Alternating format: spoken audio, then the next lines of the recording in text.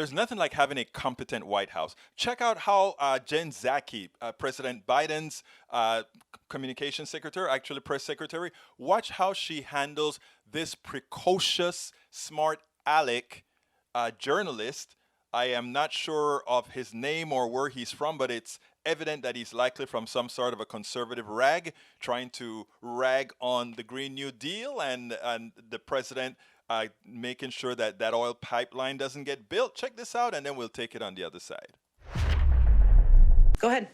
Thank you, Jen. I do have a question on COVID, but first on energy. When is it that the Biden administration is going to let the thousands of fossil fuel industry workers, whether it's pipeline workers or construction workers, who are either out of work or will soon be out of work because of a Biden EO, when it is and where it is that they can go for their green job?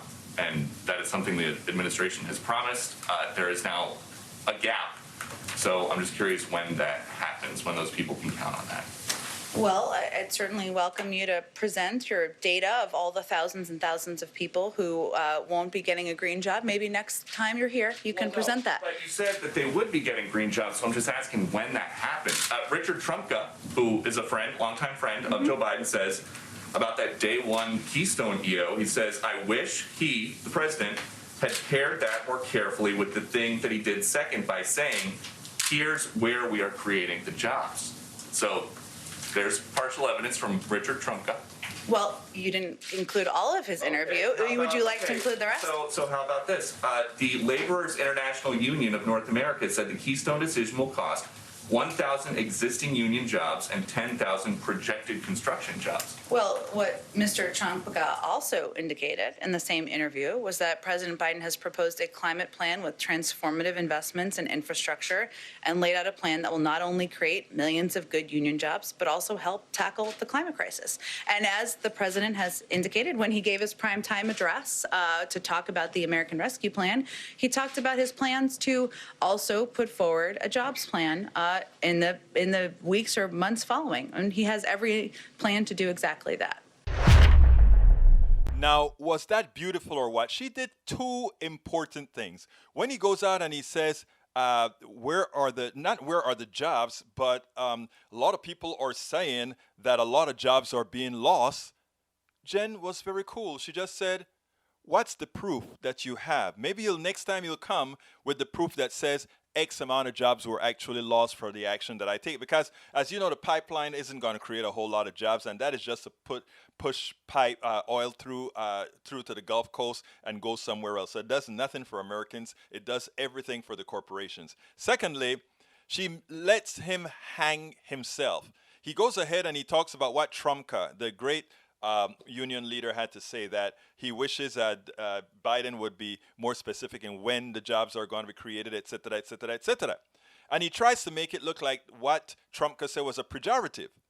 Well, she let him keep talking, and then she says, why don't you say what the statement actually said? And it turns out that while there'll be a few union jobs lost from the pipeline, millions of jobs get created from the Green New Deal, from green jobs, et cetera, et cetera. Now, when you have a prepared press secretary, that is excellent for your administration because it prevents the cauterization of fallacies. It prevents them from putting into the ethos a lie that gets multiplied by generally lazy journalists who just take the top line. And that is what Jen Psaki did today. She made sure that the whole story got told, and not only that the whole story got told, that everybody saw that this was just a precocious, smart aleck journalist who really was just sort of a stooge for the plutocracy. We spend a lot of time deconstructing the news, trying to parse it into a form that everybody can understand. We try to find those little nitpicks where it flies above the fray, etc. If you really like these videos that we do, I want to ask a big favor. Please go ahead. Number one, subscribe to our channel. And number two, please join if you can. Thank you so kindly for watching. Keep watching. Please remember to share. We must populate the entire internet with our progressive message, a message that we know is what most Americans say that they want. So help us, please. joined.